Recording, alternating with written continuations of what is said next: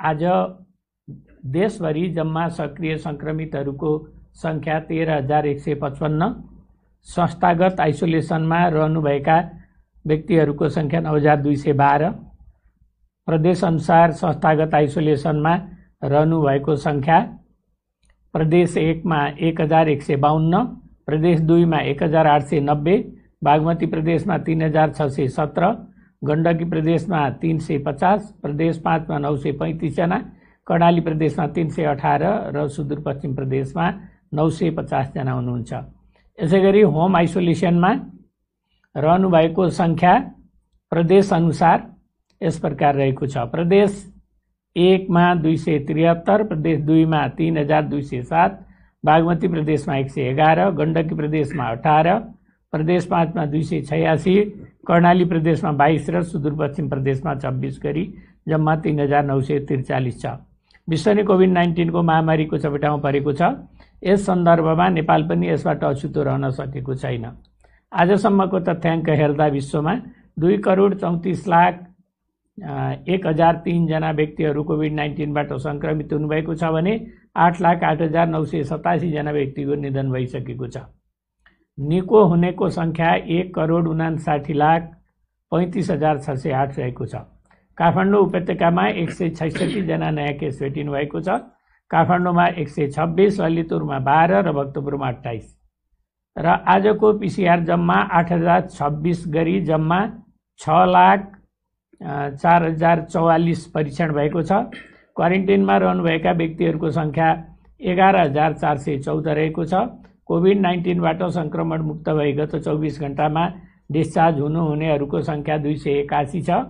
आजसम्म डिस्चार्ज हुनुहुने जम्मा 18,631 कोभिड-19बाट मुक्त हुनुभएको छ र यो दर 58% हो। संक्रमितहरू निको भई घर फर्किसक्नु भएको छ। उहाँहरूको उपचार तथा हेरचाहमा अहोरात्र खटिनुभएका चिकित्सकहरू, नर्सिङ स्टाफहरू, स्वास्थ्य कर्मीहरू तथा अन्य सहयोगी शुभेच्छकहरूलाई स्वास्थ्य तथा जनसङ्ख्या मन्त्रालय हार्दिक धन्यवाद दिन चाहन्छ। हामीलाई 2वटा कल सेन्टरबाट 800 जना व्यक्तिले कल गर्नुभएको छ र म अब प्रदेश तथा जिल्ला अनुसार आरटीपीसीआर पोजिटिभ परीक्षणको नतिजा बताउन गइरहेको छु। प्रदेश 1 मा झापामा 10 जना, मोरङमा 50 जना र सुनसरीमा 9 जना, प्रदेश 2 मा धनुषामा 60, पर्सामा 139, बारामा 39, महोत्तरीमा 34, रौतहटमा 9, सप्तरीमा 4, सर्लाहीमा 91 र सिराहामा 14 हुनुहुन्छ। यसैगरी बागमती प्रदेशमा काठमाडौँमा 126, काभ्रेपलाञ्चोकमा 27, दोलखामा 6, धादिङमा 1, भक्तपुरमा 28, मकवानपुरमा 1, रसुवामा 1, रामेछापमा 2 र ललितपुरमा 12 र सिन्धुलीमा 1। यसैगरी गण्डकीमा कास्कीमा 5, गोर्खामा 2, नवलपरासी पूर्वमा 6, अर्घाखाँचीमा 12, कपिलवस्तुमा 11, नवलपरासी मा 30, पाल्पामा 2, प्युठानमा 2, बर्दियामा 2, बाँकेमा 11, रुकुम पूर्वमा 1, रूपन्देहीमा 28 र रोल्पामा 1 जना हुनुहुन्छ। कर्णाली प्रदेशमा जुम्लामा 2 जना र रुकुम पश्चिममा 6 जना र सुदूरपश्चिम प्रदेशमा अछाममा 23, डडेलधुरामा 2, दार्चुलामा 1, बझाङमा 3 र बैतडीमा 4 जना गरी जम्मा 220 महिला र 598 पुरुष गरी जम्मा 818 जना संक्रमित भेटिनु भएको छ र टोटल पीसीआर को संख्या अलिकति कम देखिएको छ। त्यसको कारण चाहिँ 4वटा ल्याबहरूले चाहिँ आजको रिपोर्टमा पोजिटिभ केस चाहिँ पठाएको तर टोटल संख्या नपठाएकोले कम हुन गएको देखिएको छ। ती ल्याबहरू हुन् भरतपुर अस्पताल प्रयोगशाला चितवन, श्री वीरेन्द्र अस्पताल प्रयोगशाला छाउनी, त्रिभुवन विश्वविद्यालय शिक्षण अस्पताल प्रयोगशाला महाराजगञ्ज र कीटजन्य रोग अनुसन्धान तथा तालिम केन्द्र हेटौडा। यी 4वटा ल्याबहरूलाई हामी फेरि पनि ताकेता गर्न चाहन्छौँ, अनुरोध गर्न चाहन्छौँ तपाईहरुले पोजिटिभको साथमा टोटल संख्या पनि अविलम्ब ठिक टाइममा रेगुलर तरिकाले पठाउनु हुन अनुरोध छ। र प्रादेशिक रूपमा क्वारेन्टिनमा रहेका र डिस्चार्ज भएका सङ्क्रमितहरूको विवरण पनि म भन्न गइरहेको छु।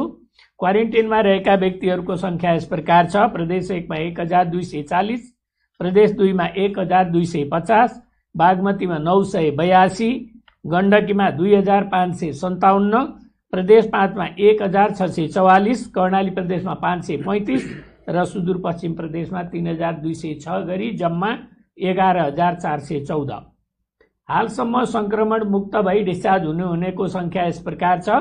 प्रदेश 1 मा 1280, प्रदेश 2 मा 4194, बागमती प्रदेशमा 767, गण्डकी प्रदेशमा 1610, प्रदेश 5 मा 4423, कर्णाली प्रदेशमा 1977 र सुदूरपश्चिम प्रदेशमा 4380 गरी जम्मा 18631। र आइसियु र भेन्टिलेटरमा उपचाररत बिरामीहरूको विवरण यस प्रकार छ। आइसियुमा उपचाररतको सङ्ख्या जम्मा 137 छ। त्यसमध्ये प्रदेश 1 मा 17, प्रदेश 2 मा 49, बागमतीमा 52, गण्डकीमा 3, प्रदेश 5 मा 16 र भेन्टिलेटरमा रहेका 10 जना हुनुहुन्छ, उहाँहरू बागमती प्रदेशमा हुनुहुन्छ। जिल्लागत 500 भन्दा माथि उपचारमा सङ्क्रमितहरू रहेको जिल्लाहरू चाहिँ 6 वटा छन्। ती जिल्लाहरू हुन् मोरङ, पर्सा, महोत्तरी, रौतहट, सर्लाही र काठमाडौँ। र सङ्क्रमितहरूको शून्य सङ्ख्या भएका जिल्लाहरूमा चाहिँ मुस्ताङ, म्याग्दी र हुम्ला गरी 5 वटा जिल्लाहरू छन्। र अब यसपछि नेपाल स्वास्थ्य अनुसन्धान परिषदका सदस्य सचिव डाक्टर प्रदीप गेवालीले आफ्नो कुरा राख्नुहुन्छ र उहाँले चाहिँ मेनली यो रेमडेसिभिर औषधिको बारेमा चाहिँ बताउँदै हुनुहुन्छ। नमस्कार। नेपाल स्वास्थ्य अनुसन्धान परिषदको अपिल।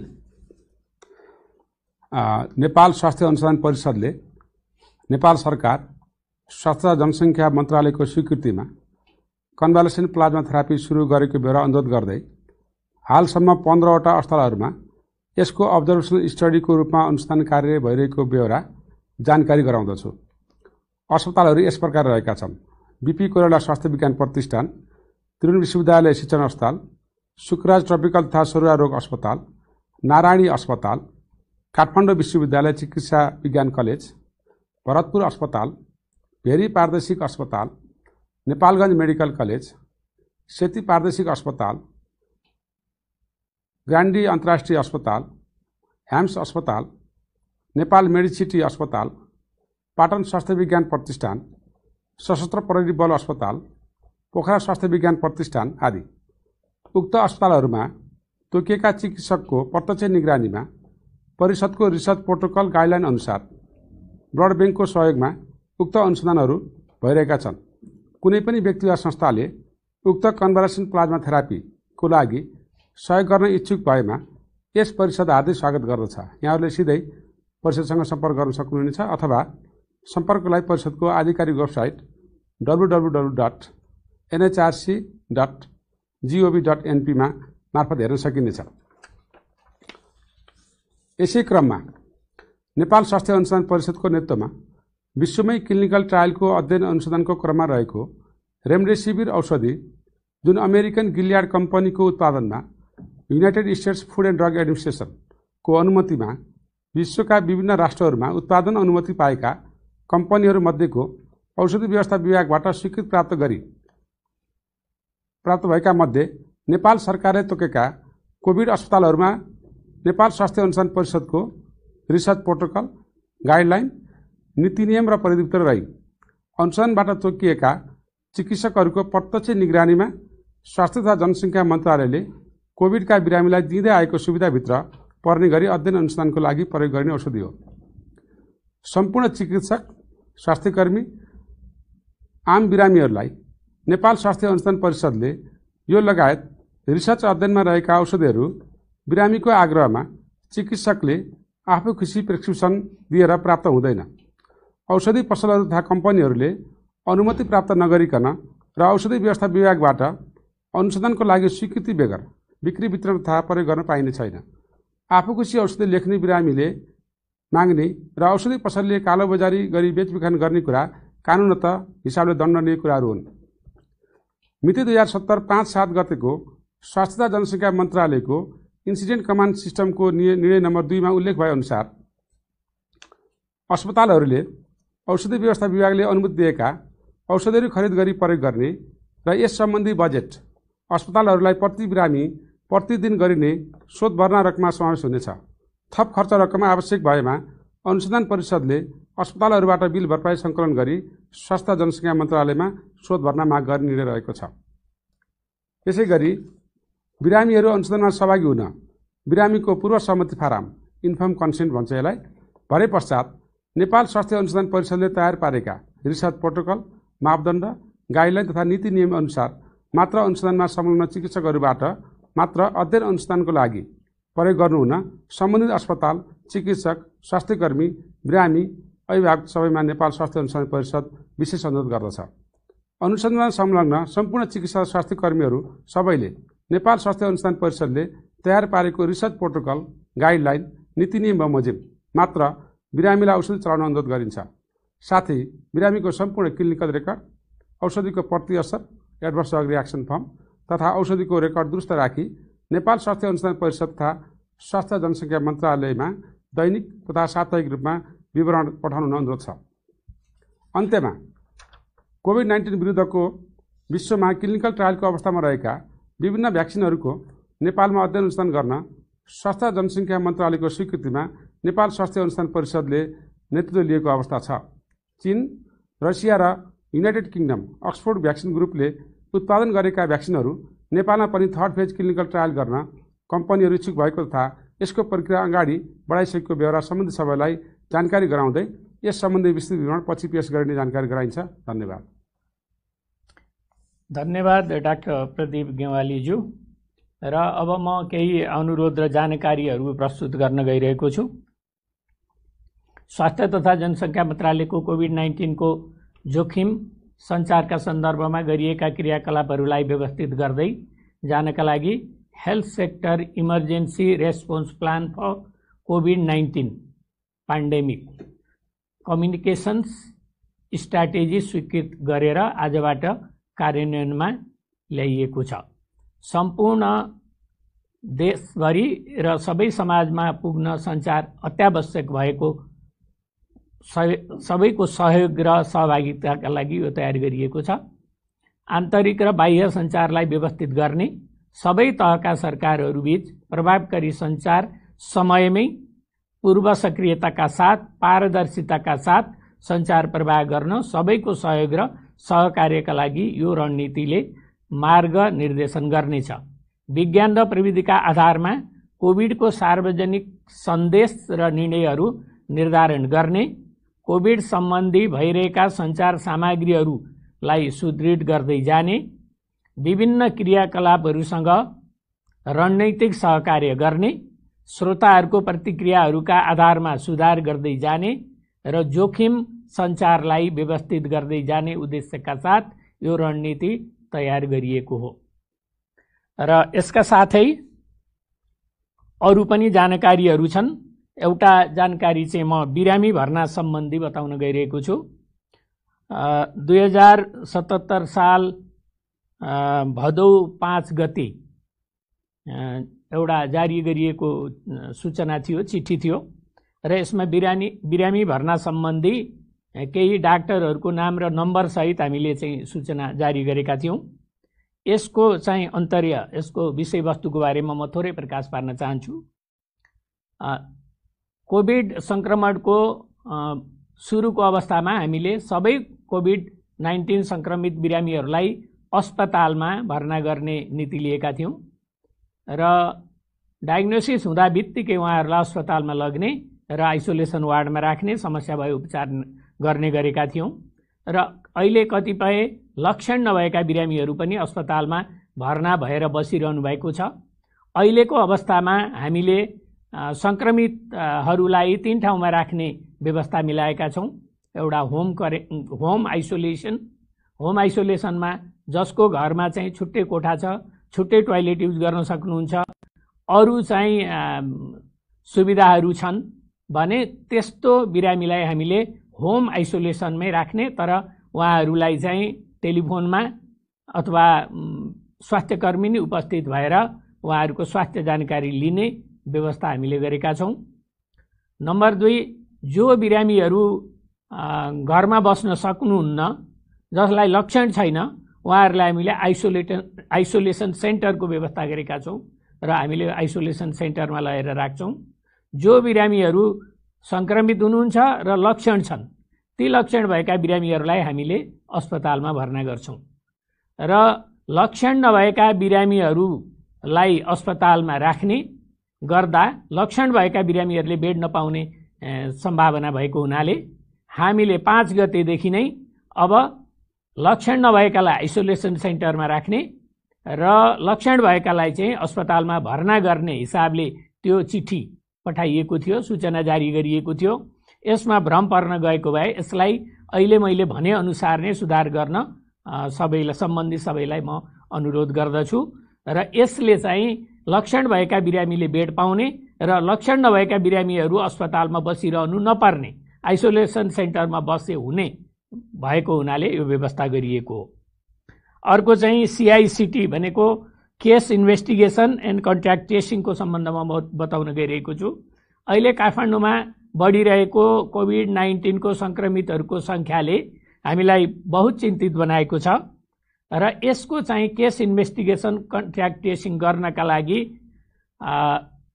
सङ्घीय मन्त्रालय, स्वास्थ्य तथा जनसङ्ख्या मन्त्रालयले प्रदेशको सामाजिक विकास मन्त्रालयको सहयोगमा जिल्ला जनस्वास्थ्य कार्यालय मार्फत सबै पालिकाहरूमा हामीले चाहिँ समन्वय गरी यो हप्तादेखि तदारुकताका साथ इफेक्टिभ तरिकाले हामीले केस इन्भेस्टिगेसन र कन्ट्याक्ट ट्रेसिङ गर्न गइरहेका छौँ। यसको व्यवस्थापन भएको छ र यदि कहीँ पोजिटिभ भइसकेका सङ्क्रमितहरूलाई खबर आएको छैन, स्वास्थ्यकर्मीसँग सम्पर्क भएको छैन भने अब हामीले तुरुन्त सम्पर्क गर्ने व्यवस्था मिलाएका छौँ। र तेस्रो विषय छ स्वास्थ्यकर्मीहरूलाई गरिने दुर्व्यवहारको सम्बन्धमा हामीले पहिला पनि सूचना जारी गरेका थियौँ। अहिलेको विषम परिस्थितिमा कोभिड-19 को सङ्क्रमण बढिरहेको वर्तमान परिप्रेक्ष्यमा स्वास्थ्यकर्मी चिकित्सकहरूले दिनरात नभनिकन काम गर्नुभएको छ। 6 घण्टा 8 घण्टा PPE लगाएर बडो कष्टका साथ उहाँहरूले कति ठाउँमा डाइपर लगाएर समेत खानपिन नगरिकन, खाजा नखाइकन, पानी नपिइकन उहाँहरूले बिरामीको उपचारमा खटिरहनु भएको छ। यो उहाँहरूले दिनुभएको सेवालाई स्वास्थ्य तथा जनसङ्ख्या मन्त्रालयले उच्च मूल्याङ्कन गर्दछ। यस्तो बेलामा उहाँहरूलाई सघाउनु हामी सबैको कर्तव्य हो। तर चितवनमा चिकित्सकको घरमा लगेर फ्लेक्स टाँग्ने, काठमाडौँमा सिभिल अस्पतालका डाक्टर नर्स कर्मचारीहरू राखेको ठाउँमा राख्न दिँदैनौँ भनेर हुलदङ्गा गर्ने व्यक्तिहरूलाई कानुनी कारबाही गर्नका लागि सम्बन्धित जिल्ला प्रशासन कार्यालयलाई सूचना गरिसकिएको छ र उहाँहरूलाई कारबाही हुने कुरा म यहाँ सम्पूर्ण स्वास्थ्यकर्मीहरूको अगाडि म यो प्रतिबद्धता जाहेर गर्न चाहन्छु। र यस्तो दुर्व्यवहार नगर्नुहुन, यस्तो कुरालाई प्रोत्साहन नगर्नुहुन सम्पूर्ण नेपाली दाजुभाइ दिदीबहिनीहरूलाई स्वास्थ्य तथा जनसङ्ख्या मन्त्रालय विनम्रतापूर्वक अनुरोध गर्दछ। र यदि यसो नगरी दुर्व्यवहार गरिएमा संक्रामक रोग नियन्त्रण ऐन अनुसार कानुनी कारबाही हुने पनि म स्पष्ट पार्न चाहन्छु। र अर्को चाहिँ स्वास्थ्यकर्मी, चिकित्सकहरू, नर्सहरूले गरेका उदाहरणीय कामहरू छन्। यो बेलामा धेरै बिरामीहरूको, कोभिड पोजिटिभ बिरामीहरूको अपरेसनहरू भएको छ, डेलिभरी गराइएको छ र यो काममा चाहिँ निरन्तर लाग्नुहुने स्वास्थ्यकर्मीहरू, चिकित्सकहरू सबैलाई चाहिँ स्वास्थ्य तथा जनसङ्ख्या मन्त्रालय सम्मान गर्न चाहन्छ। उहाँहरूले गर्नुभएको कामको लागि उच्च मूल्याङ्कन गर्न चाहन्छ र भविष्यमा पनि यसरी नै काम गर्नुहुनेछ भन्ने अपेक्षा राखेको छ स्वास्थ्य तथा जनसङ्ख्या मन्त्रालयले। अर्को विषय छ कोभिड-19 पोजिटिभ पेसेन्टहरू भर्ना भएको अस्पतालमा भन्दा अन्य जनरल अस्पतालमा स्वास्थ्यकर्मी, नर्सिङ स्टाफ र चिकित्सकहरूलाई चाहिँ कोभिड-19 को संक्रमण बढिरहेको पाइएको छ। यसमा चाहिँ म दुईटा कुरा भन्न चाहन्छु। नेपाल चिकित्सा परिषद, नेपाल मेडिकल काउन्सिल र स्वास्थ्य मन्त्रालयले बनाएको मापदण्ड अनुसार स्वास्थ्यकर्मीहरूले काम गर्नुहुन, यदि उहाँहरूले चाहिँ प्रोटेक्टिभ इक्विपमेन्ट्सहरू पाउनु भएको छैन भने त्यो उपलब्ध गराउन सम्पूर्ण अस्पतालहरूलाई हामी अनुरोध गर्छौं र बिरामी जाँच्नका लागि, ओपीडीमा बिरामी जाँच्न, वार्डमा बिरामी हेर्नका लागि मास्क, टोपी, चस्मा, भाइजर र वाटरप्रुफ गाउन र क्लोज सू, जुत्ता लगाएर हेर्नुहुन र कोभिड-19 पोजिटिभ बिरामीहरूलाई फुल पीपीई लगाएर बिरामी हेर्न, सेवा दिन र उक्त व्यवस्था मिलाउन सम्पूर्ण चाहिँ अस्पतालका निर्देशकज्यूहरू, सुपरिन्टेन्डेन्टज्यूहरू र स्वास्थ्यकर्मी, चिकित्सक, नर्स सबैलाई चाहिँ हामी जानकारी गराउन चाहन्छौँ। र अर्को विषय छ काठमाडौँमा वृद्धि हुँदै गरेको कोभिड-19 को संक्रमणको सम्बन्धमा म भन्न गइरहेको छु र हामीले धेरैचोटि भनिसकेका छौँ। काठमाडौँमा संक्रमणको दर बढिरहेको छ र काठमाडौँको जनसङ्ख्या झन्डै, उपत्यकाको जनसङ्ख्या झन्डै 50 लाख छ। यहाँ संक्रमण समुदाय स्तरमा पुग्यो भने यसलाई कन्ट्रोल गर्न धेरै गाह्रो हुनेवाला छ। मैले पब्लिकली पनि धेरै पहिला भनेको थिएँ, प्ले कार्ड बोकेर जुलुस नगर्नु पनि भनेको थिएँ। के अरे राजनैतिक पार्टी र अन्य सङ्घ संस्थाहरूले भेला, सम्मेलन, जुलुस नगर्न पनि सचेत गराएको थिए। त्यो राम्रोसँग पालना नभएको हुनाले, जनस्वास्थ्यका मापदण्डहरू फलो नगरेकोले, अति आवश्यक काम नपर्दा पनि घरबाट बाहिर निस्केको, 2 मिटरको दूरी कायम नगरेको, मास्क नलगाएको र साबुन पानीले राम्रोसँग हात नधोएको र सेनिटाइजर प्रयोग नगरेको कारणले काठमाडौँमा संक्रमणको दर बढेको छ। र यसमा चाहिँ फेरि म सबैलाई चाहिँ सूचना दिन चाहन्छु कि सबैले यो चाहिँ जनस्वास्थ्यका मापदण्डहरू फलो गर्नुहोला र आफू सुरक्षित रहनुहोला र अरूलाई पनि सुरक्षित रहन सहयोग गर्नुहोला म भनेर भन्न चाहन्छु। यसका साथै आज दुःखद खबरहरू पनि छन्। आज 3 जनाको निधन भएको छ। त्यसमा झापाको 1 जना 58 वर्षीय पुरुष हुनुहुन्छ, पर्साको 1 जना 56 वर्षीय महिला हुनुहुन्छ र सर्लाहीको 1 33 वर्षीय महिला हुनुहुन्छ र आजसम्म निधन हुनेको जम्मा संख्या 149 पुगेको छ र यो चाहिँ 0.47% हो। दुःखद निधन हुनेप्रति स्वास्थ्य तथा जनसङ्ख्या मन्त्रालय हार्दिक संवेदना प्रकट गर्दछ। यसका साथै सबै सुरक्षित रहौं, सुरक्षित रहन मद्दत गरौं भन्दै आजको यो कोभिड-19 सम्बन्धी दैनिक अद्यावधिक विवरण, नेशनल अपडेट यही सकिन्छ। धन्यवाद, नमस्कार।